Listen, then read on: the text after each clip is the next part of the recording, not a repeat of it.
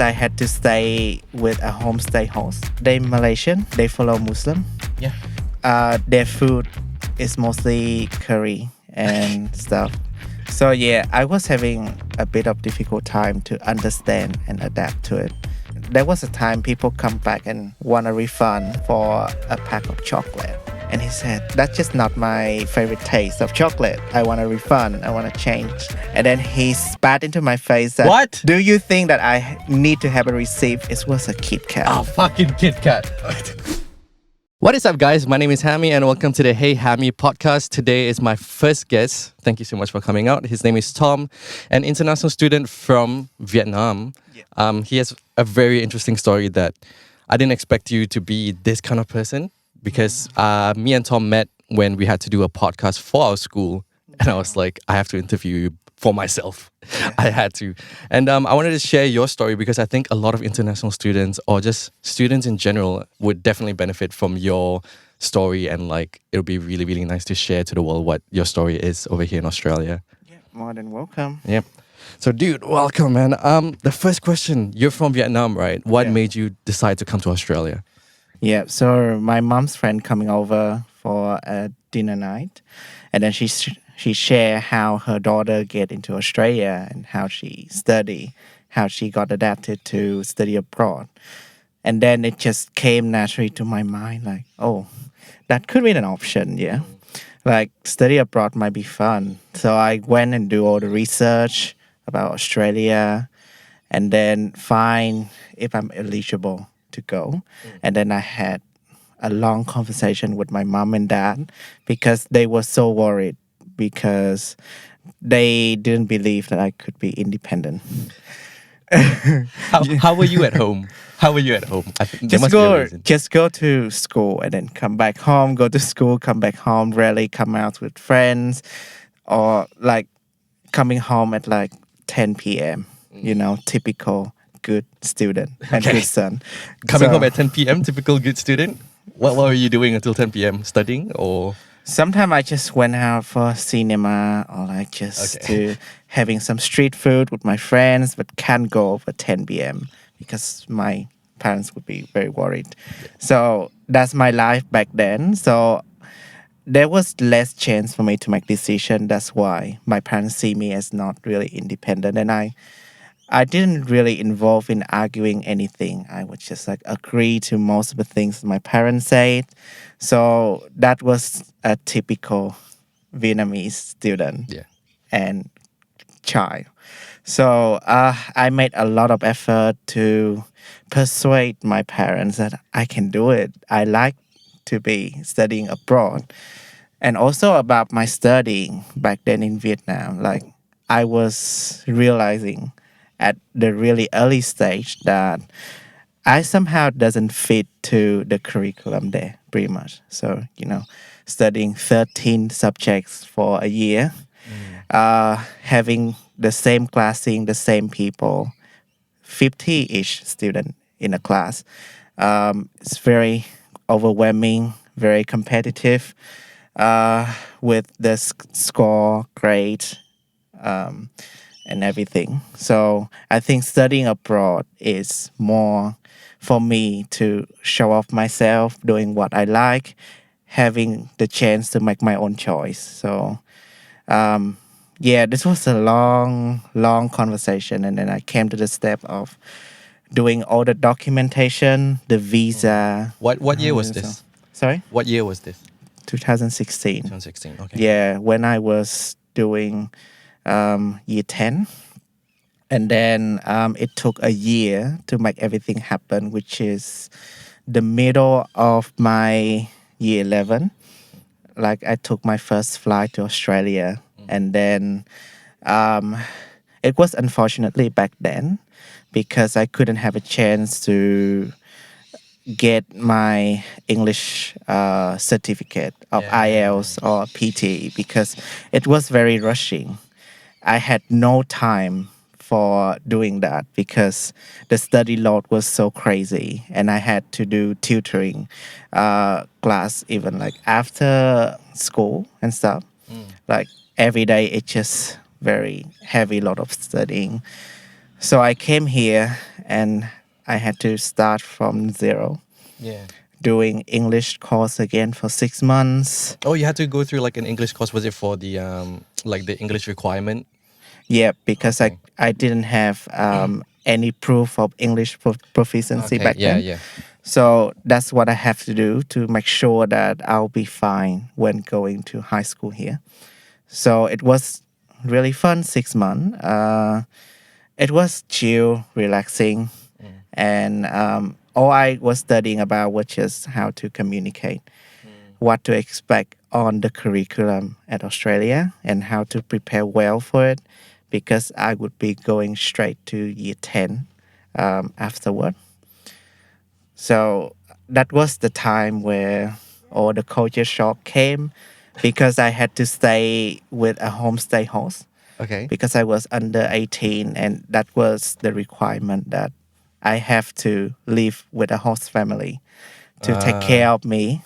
was that a requirement? You have to stay with a. Yeah, it was a Okay. requirement for all under 18 people. Okay. Under 18. Okay. Yeah. Okay. Okay.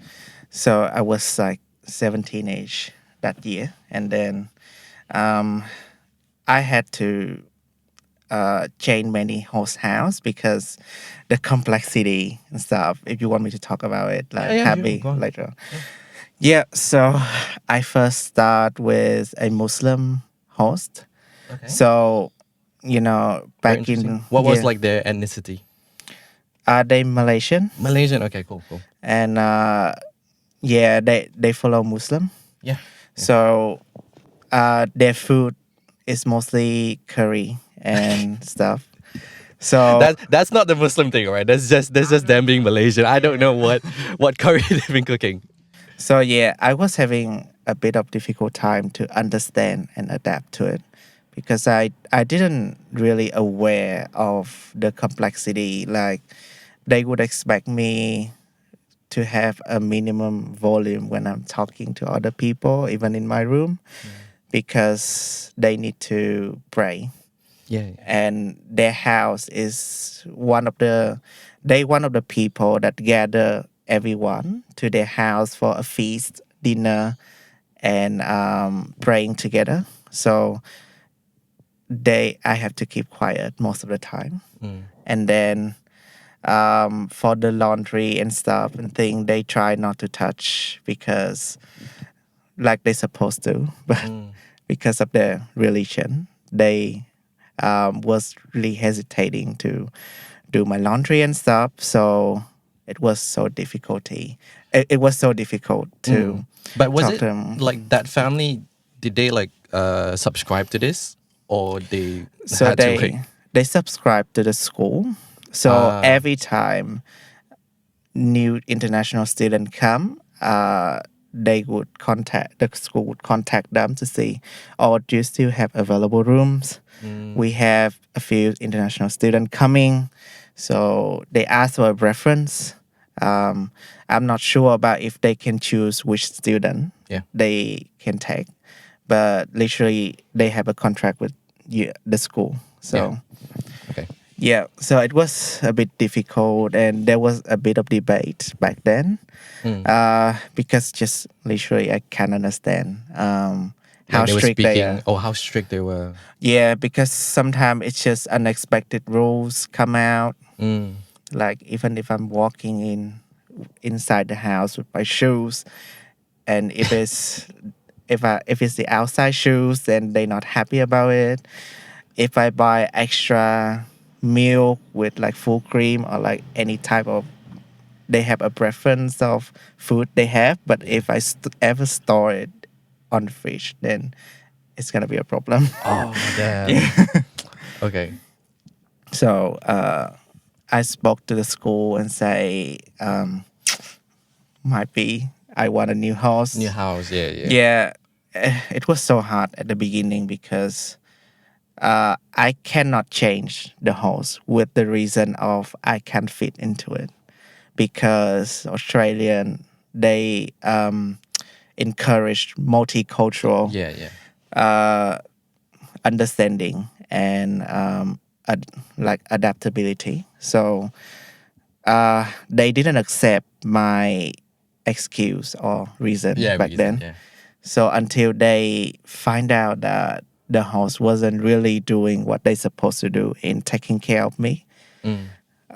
especially for the laundry, they supposed to do it because I'm supposed to just studying and be home within the range time that they require. Like I can't go out overnight or before 10, something like that that I need to follow. Other than that, they need to take care the Yeah. rest. But they didn't quite do what they supposed to do. Yeah. So that's where they decide to move me to another house. It was a bit of tension when I pack my things up and then go because it's gonna be like a red mark Yeah. Yeah. on their profile in the future. Yeah. So like before they was in the top priority list because their house was pretty close to the school, like 30 minutes apart. But now I think like after that, I think they just go to like half, middle, or the bottom because of that red mark. So they was a bit mad. And I get that. So I was just leaving in silent and then I just say thank you. I mean, I get that they can be mad, but like it's still their fault. Like you're from Vietnam and like coming into a country where like you don't know anything, and you're what 17, right? Yeah. 17, bro. That's insane. I Like know, you're a yeah. kid. You have no knowledge, and like you're in a foreign country. Yeah. And like I'm basically Malay, right? But I'm not from Malaysia. I'm from Singapore. I can imagine the house scenario, but damn, I've never heard of this. Like where I think it makes sense from your side that you have to come over and stay with the family, but to hear that like a family signs up for this, I think if you sign up for it, then you should naturally be accommodating to the kid, Yeah. right? Exactly. So yeah, whatever that family did, I hope you learned something from it. But also, that's not all Malaysian Muslims because Yeah. I'm living proof over here. Okay. Yeah, like no judge. It just Yeah. it's just a bit hard to understand, but that I totally get. Yeah. There must be like insane, like, because I was gonna ask you about like cultural differences, and you face such a different initial first culture because this is not Australian culture, that's like Yeah. Malaysian culture. Yeah. Then what happened next? Like, when did you start like moving out by yourself, and then actually like started your degree? Because this was high school, right? That was high school, but I need to jump to different hosts because when I finish my English course, then I go to high school, and my high school was around the city, so I need to move to the west side. So it was Footscray stuff. I was staying in Footscray back then, and then until I finished my degree, and then that's when I was free to like live by myself. That Okay. was kind of a dumb rules in high school. Was that even like when I jumped to year 10 and 11, I was 18 and 19 already, which is supposed to be that I can live by myself. But because I'm still doing high school, they consider I'm still a kid.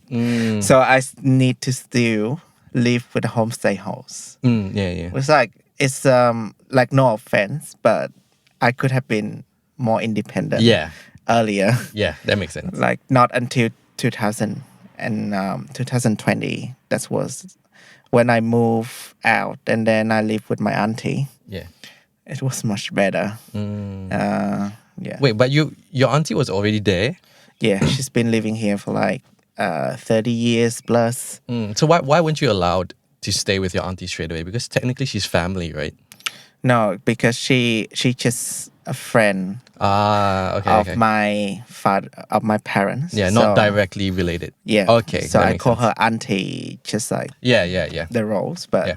technically she not like a branch from my family. Yeah. Okay, that Yeah. makes sense. That makes sense. I guess maybe if we put it in the perspective of like the government, right? Like, I think just if anything happens to a high school student, I think then the news would be like insane. And even if you're 18 or like 19. So Yeah.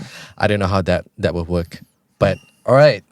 Then going into your degree, man, like I think the culture difference jumped, especially for Swinburne. I think people don't realize how different Swinburne is. I don't know if you've been to like Monash, RMIT, like Unimel. The culture is very different, insanely different. There's I a lot more like locals and like white students or like Australians over here in Swinburne. Yeah. So like to me, the culture difference was what? Insane, yeah. Like it's ridiculous. Like people bring like actually bring lunch. Like that was a thing for me. Like usually you go home and eat lunch or whatever. Yeah. And they bring like apples and then they eat like I know, yeah, it still happens in my workplace. People prefer to have a really easy lunch with Yeah. fruit and then yogurt and then just maybe cereals, or sometimes they just have a pack of rice and the tuna can, and then that's it. Isn't it? Yeah. Like, it doesn't make sense. But I think coming from Asia, like you would go out and like have like a full meal. I don't know. Can you tell me some Vietnamese like dishes that you eat for lunch that you're like, why isn't it a thing here? Oh, yeah. I used to. That's a lot, man. Like banh mi. Yeah, Like okay. broken rice and then pho. Yeah. Yeah, like that's. But people still love banh mi over here, bro. It's ridiculous. It is, yeah. People love banh mi. I have an Indian friend. He was on the podcast as well. The only thing he buys during lunch is banh mi. Wow. That's the only thing he buys. Yeah. Oh, I can see, because it can be creative on the topping that you put in between. Like it doesn't have to be really authentic. Like if it's Vietnamese style, people would have cucumber, meat, carrot, chili, and then all the different sausages and herbs.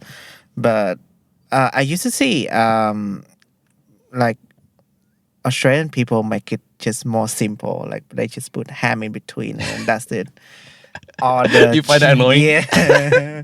No, it's not. But Okay. I actually tasted it. It's also nice. Yeah, yeah. Like, I used to have a banh mi with a chicken schnitzel in between, and it tastes awesome. Yeah. Like, I, yeah. I mean, yeah, Love they, it. they would like mash it with their own culture and like schnitzel and all this kind of thing. So that makes sense. Yeah. So coming into like we said, coming into Swinburne, like what then was like your actual cultural differences that you saw in Australia? Because you face a family in Malaysia. I don't think that's like local. But like coming here, if you want a story personally from me, like just how everyone goes home straight away after school. Like usually back at home, like after school we would like maybe hang out or like eat, spend a little bit of time. But over here, it seems like everyone's busy or like they live very far away. Yeah. And then they like have to work at a cafe, they work at Coles. So like uni life, you don't really mingle a lot. So that was something that like I felt a little bit Yeah. weird in degree life. Yeah, okay.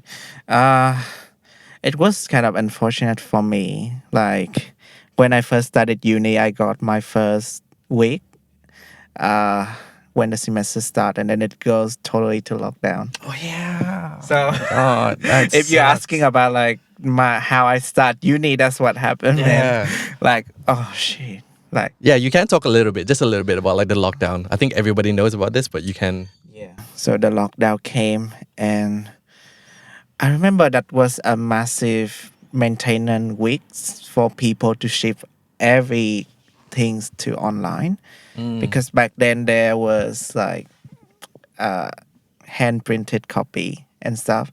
People prepare everything face to face. So that was 1 week that was postponed for them to log everything online so they can teach. Even the collaborative ultra, they need to set it up. It was like very vulnerable back then. And then when everything started online, it was lack of interaction. I Yeah. was like, I didn't even get to know how to study properly Yeah. in uni, but now it's fully online. And then all the events, all the outside activities in Swinburne were just shut for a while. So I didn't even have a chance to know what's going on in Swinburne, what kind of opportunity I can attend. So I was just studying, staying at home, staying home, trying to survive daily. Yeah. To be honest, but until second year, semester 2, that was everything was released, and then I first came back. Oh, it was 2022 semester one actually Yeah, because that's where it started. Yeah. yeah, it was when I attend the first volunteer activity. Kind of late, but it was a big welcome back for international students because people were just coming back after a long lockdown. People choose to go home, people choose to stay. So it was a massive day to welcome everyone back, especially international students. Yeah. I had a chance to participate in those volunteering, which was great because I haven't seen a lot of people for a while, like 2 years after lockdown, and then it was strange, man. Like happy, nervous, like it was a mixed feeling, Yeah. Yeah. and Just to yeah, clarify with people a little bit. So for your first 2 years, wait, you're doing a degree in ICT, ICT. Okay, cool. Yeah. Which is information communication communication technology. Yeah. Okay. So for the first 2 years, it was lockdown, and then now since last year, you've been in uni right now. yeah. That makes it even more interesting because to segue to our next transition, Swinburne, I think every uni has like internship opportunities, but I think Swinburne specifically promotes this a lot. Like, explain a little bit like how you, not in a professional way, but like, and neither am I like putting you down, but coming from Vietnam and then you didn't know English, English wasn't your first language, and then the first 2 years of degree was lockdown. How did you manage to get a professional placement? Like, walk me through that whole story. So coming in second year, like I was still vulnerable. Say, oh, what am I going to do after uni? Yeah. I'm nearly graduating, 1 year left. Even my parent was a bit stressed because during lockdown I didn't have a chance to even get a part-time job. So like right after lockdown, I was just scavenging for any opportunity I can to like put in my CV because it was shocking when I was preparing for a CV and realized I didn't have anything to fill in, which is like, no, this is not good.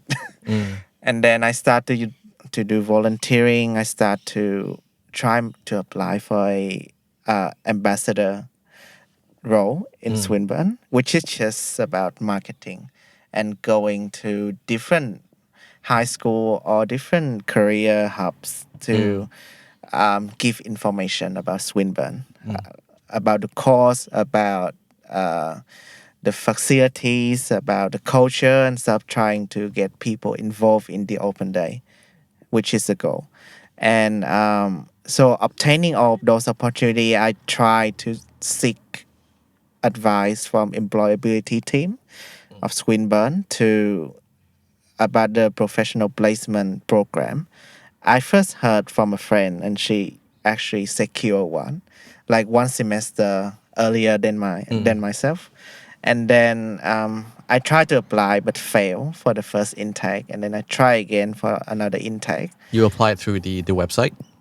No, it was professional placement Swinburne, and then they take me like through a whole course. Yeah, Of yeah.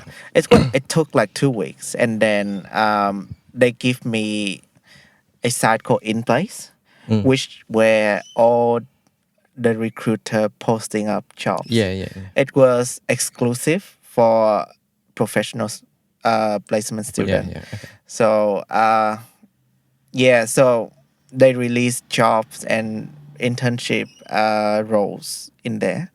So I went there, go have a look in job description, trying to find a company that I could fit to. And then I apply for several one and then wait for their response.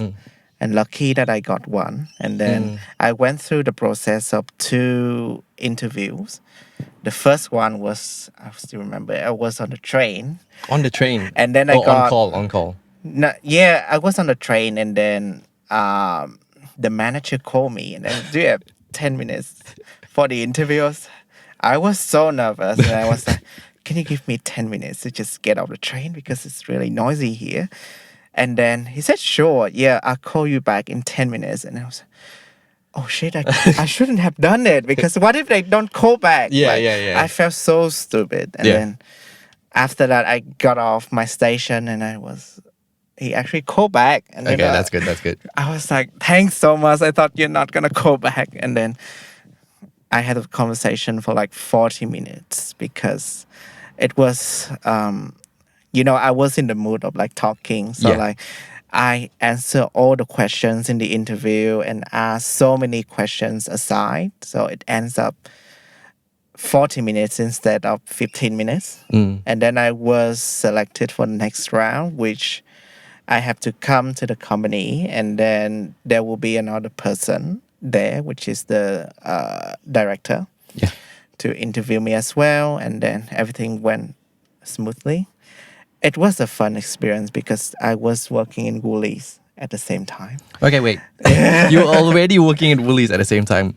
So Yeah. wait, walk me through a little bit of how you applied for Woolies. So how did you get the Woolies job? It was right after COVID. And that was a few days after I failed my first intake of professional placement, which means like I trying to apply, but it's all gone fail. And then I was like, oh, I need to gain some other experience. So I was thinking like, okay, during COVID, the only thing that always open is supermarket. So how about I'm That's good applying? business thinking. Yeah, like how about I'm applying to supermarket because if COVID ever hit again, my job might be more secure Yeah. rather than other. Because before that, I was trying to apply for a restaurant. I had done my training week, and then when I was about to become official employees, COVID hit and they need to close down until it's fine to open again, which it was not secure, and I experienced that. So I don't really want to go back to hospitality.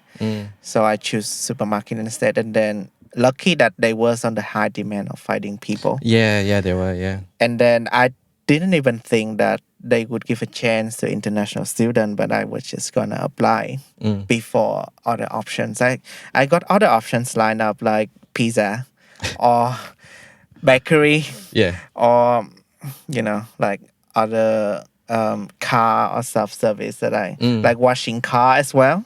Oh, wow. Okay. It was also a job. Like I have so many preference, but supermarket was the Like top. yeah. And then I applied, and then very lucky they got back to me within like 5 or 7 days to ask for an interview time. And then I was interviewing online with a regional manager in Southern Cross Station.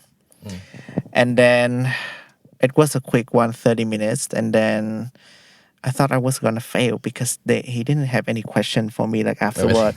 That's like a sign. Yeah. But after 3 days, they said, "Okay, we think you are you fit for Oh, this wow, role, and we okay. would like to offer you the position. Can you come for the induction on this day?" And it's like, wow, okay, oh wow. And then they start sending me an employee kit, including my tag name, Yeah. my uniform, and then a cute little Woolies hat. Yeah. And then I just come for the induction, and then I got allocated to a store that I was working up until now. Yeah. I first start with the part-time, but because there was COVID, they need Yeah, they more need more people. people, right? So yeah, there was less people thinking about supermarket. So I was like an all-rounder when I first started. Yeah. So I was trained on the customer service front end department, and then I got moved to the groceries department, and then I got moved to the cafe, and then I got moved back to customer. You must have been a pretty good worker to be able to like spread around like that. yeah, I think so because like Humble, keep yourself humble. Okay, I like it. yeah, because back then my manager was like, okay, I think I'm gonna teach you this. I think I'm gonna teach you that. He just like, okay. I was like, it's good to like learn more. Yeah. But I didn't expect that I'm actually gonna be rostered into that department. Yeah. It was just so randomly. Maybe one day I work in the front end, and then Okay. and then it's just like in the next few hours I got shift back to the back to do groceries and then counting and then all the stuff. Like it's so many stuff in the supermarket I didn't expect because I was just thinking like, oh, supermarket might be easy. People just like walking around doing checkout for customer and then filling stuff on the shelf, and then I think that's all. But there was more behind the scenes. Yeah. like- Wait, it wasn't easy. yeah, Every single day I go to my calls, I'm like, that has to be easy, man. yeah. What makes it hard? Like, what are some things that you can share? Customer service always hard. Like you're gonna I can treat feel the different pain. people. You're gonna hear different accent. Yeah. You're gonna react to different requests, and sometimes like I just can't.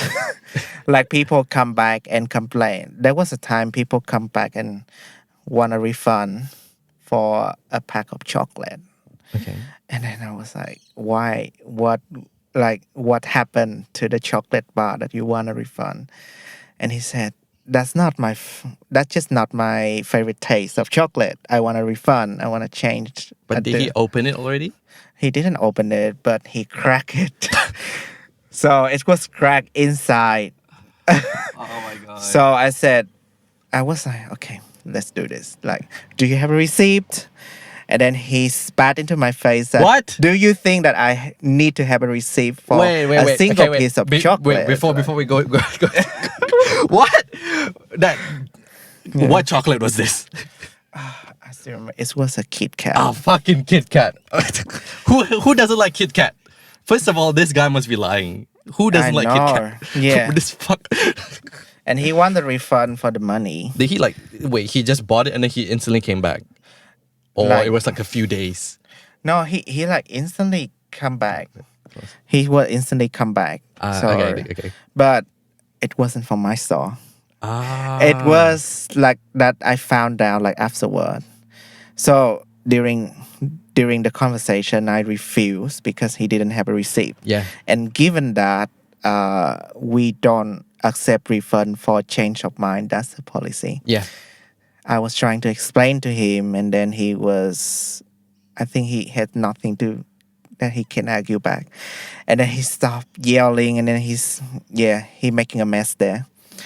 So I need to call the security and then bring him out. And then my manager was downstairs, but he saw things from the camera, and then he came backstairs, and then he told me, I know this guy. He was going to different, Woolies Metro. It's Yeah. a small store. They have so many open close to each other. He went to one store, and then he stole the chocolate bar from there. And then he goes to a different store and asks for a refund. Damn. It Wait, worked so at sometime at before. which point did he spat on you? When I refuse, When you refused? Oh my god. because all he wants is just the money back. And he would think that people would go easy in a chocolate bar because it's just $2, man.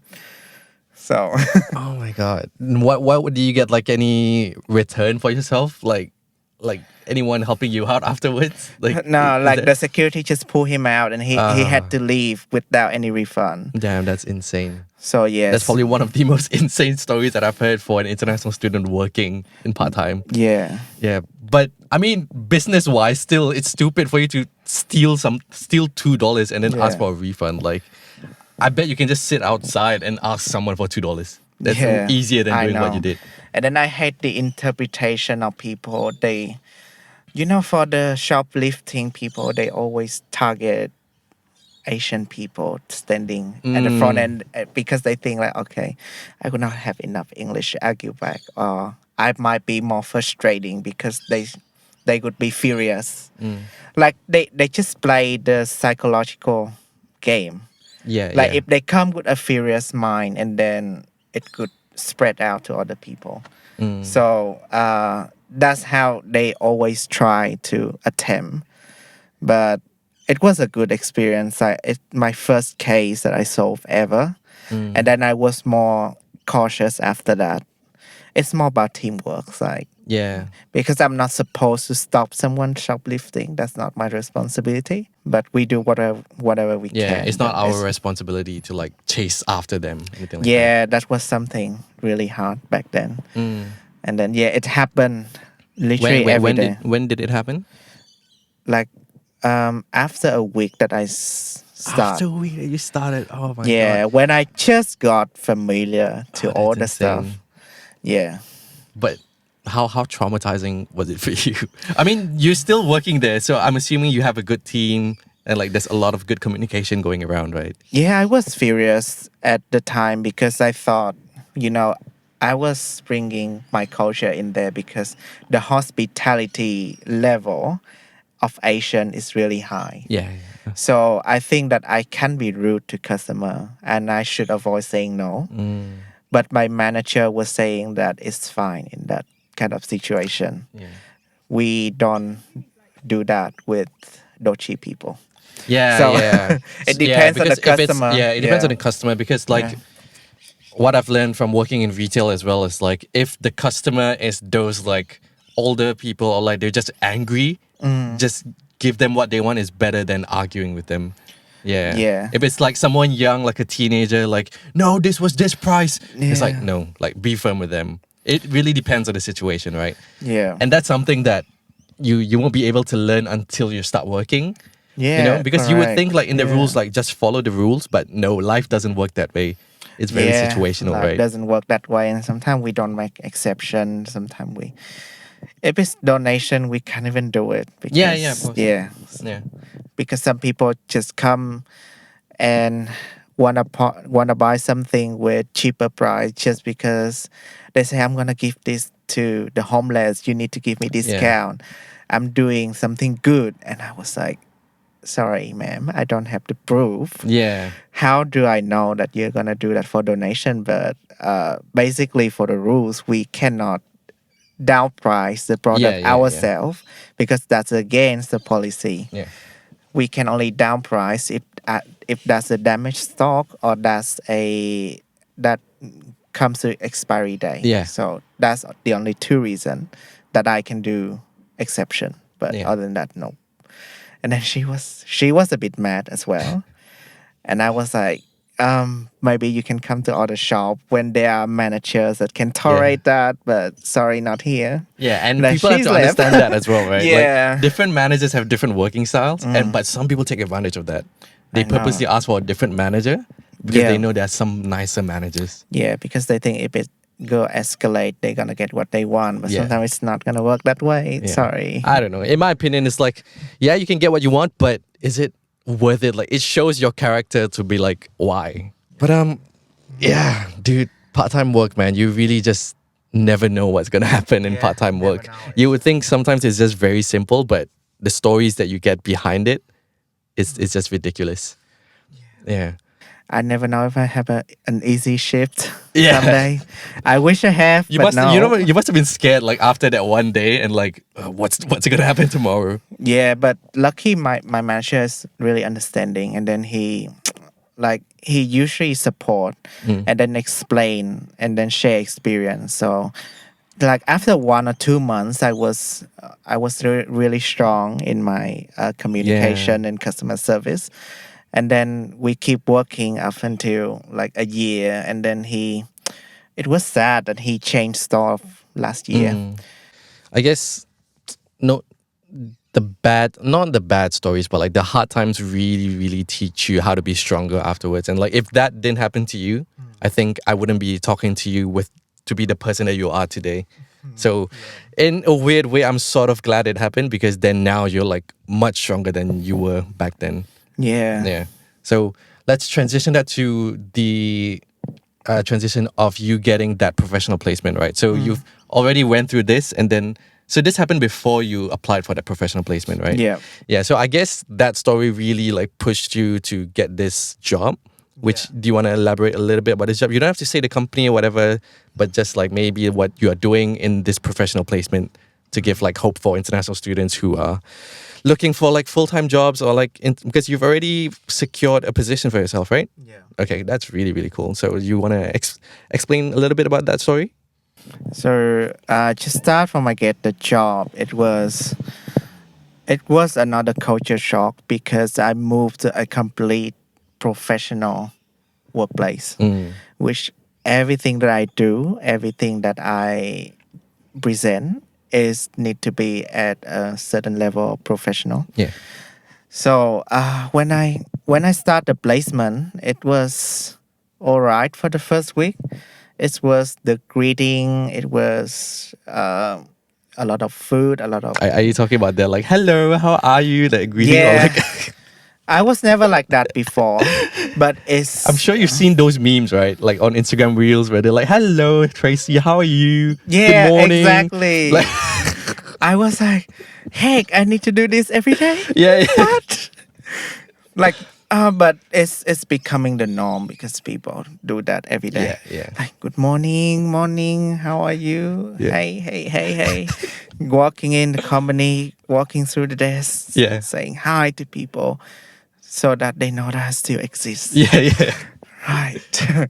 And then there was a lot of company event and stuff. I was like, oh, I've never attended this kind of thing before. People talking about different project. They talking about their achievement. I was like, what is this? I don't understand. Then, like, what the project means, and then what kind of achievement, how they get there.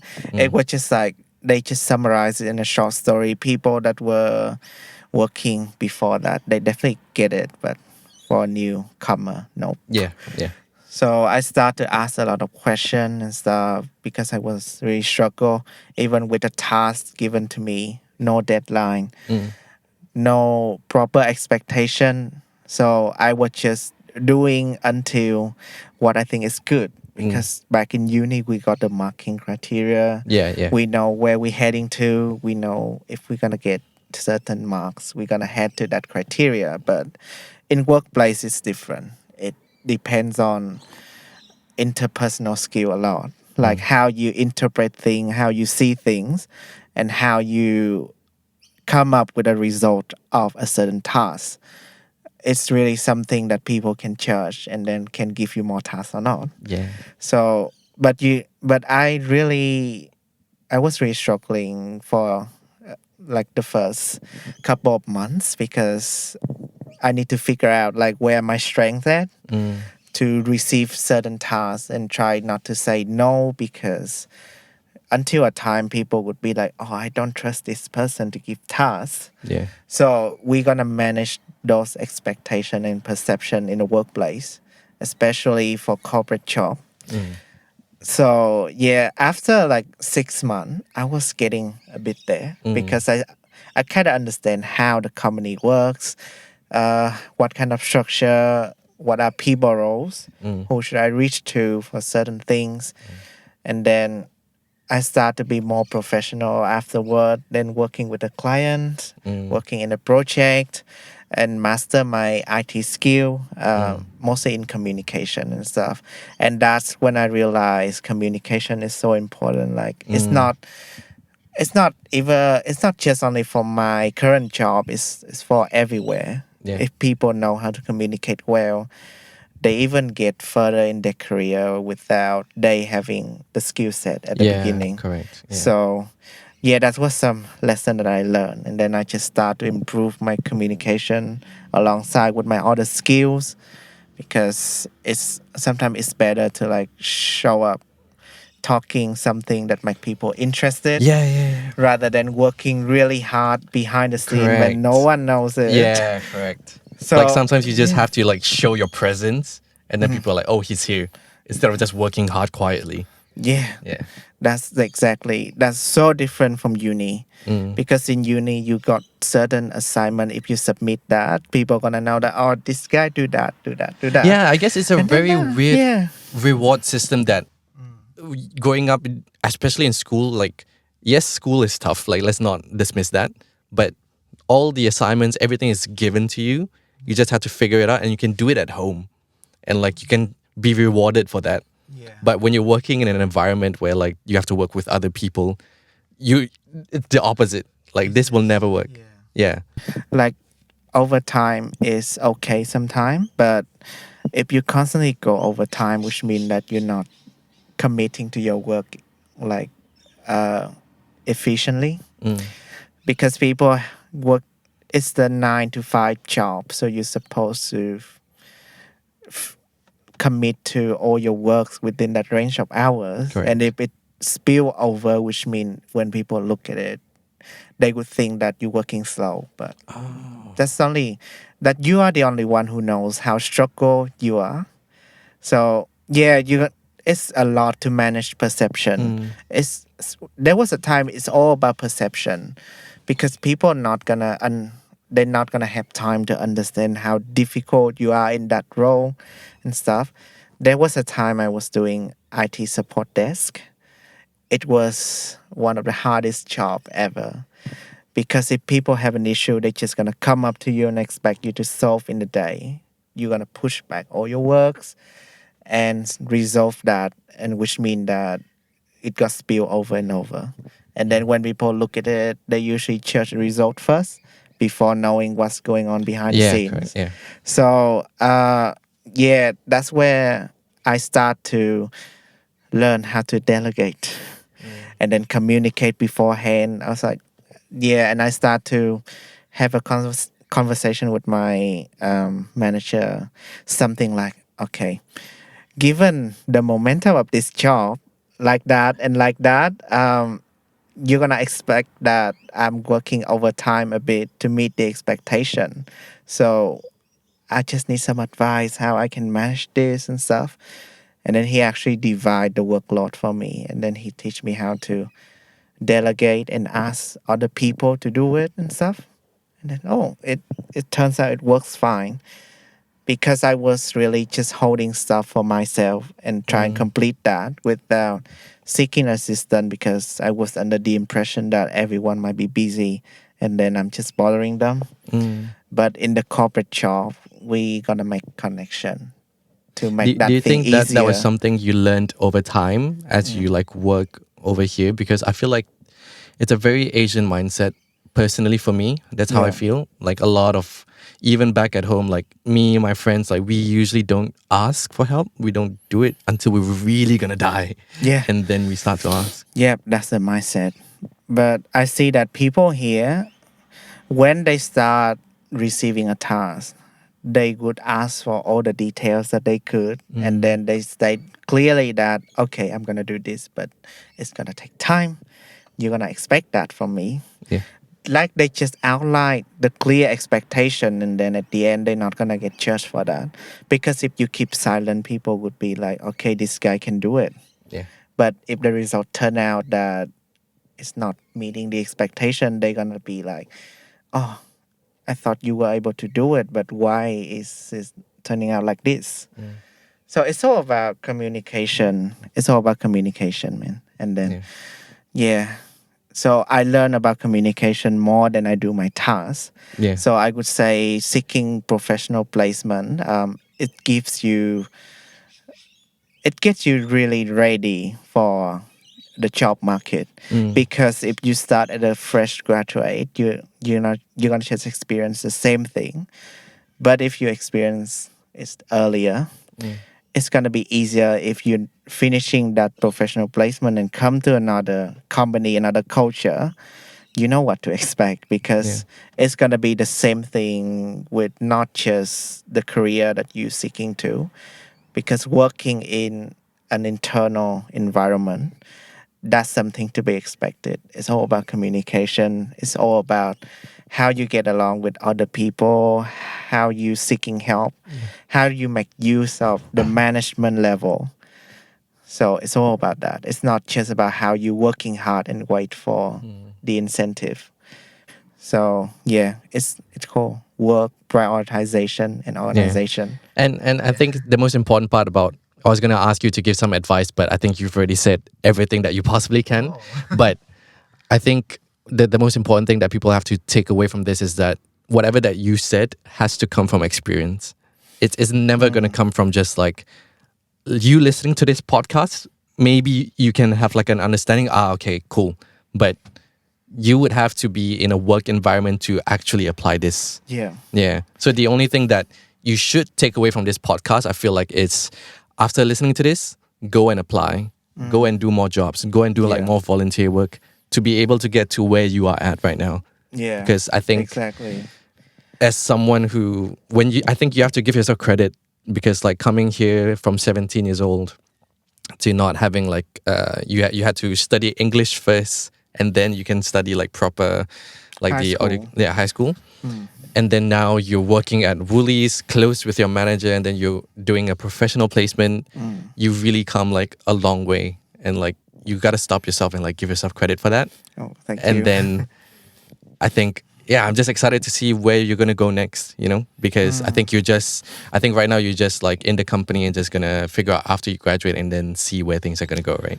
Yeah. Yep. I'm just gonna keep my option open. So even if I'm not continuing with my current company, like I kind of wish. Yeah. But if I don't have a chance, then I'm just gonna open for other roles in IT. Let's say business analyst and stuff. That's where I really want to head to. Okay. And then I think I should travel as well. Okay. I haven't been traveling for such a long time. I was just really studying and then really stay on achieving certain career Yeah. goals. And then I think it's time for me to plan some travels Yeah. and stuff. And I'm seeking advice, and then and then I realized that people travel at least once a year to a country that they haven't been to. So I try to do that for the next few years. So Yeah. that's the plan. That sounds good, man. Just try Yeah. to work and life balance. Yeah. Work-life balance is always the most important part Yeah. of life. And yeah, bro, you covered everything that we had to do today. Thank you so much for coming out to the podcast. Good. I Yeah. hope you guys listening on Spotify or on YouTube, whoever you're listening, be inspired by this story. And if you guys have any more questions, you can leave it down in the comment section below in YouTube or email us on my email and on Spotify. And we'll see you guys on the next episode. Peace. Thank you. Dude, amazing, man. That was good. That was really good. I like it. I really loved it. Yeah. Especially that spit story, bro. Yeah, I wish I could share more. But yeah.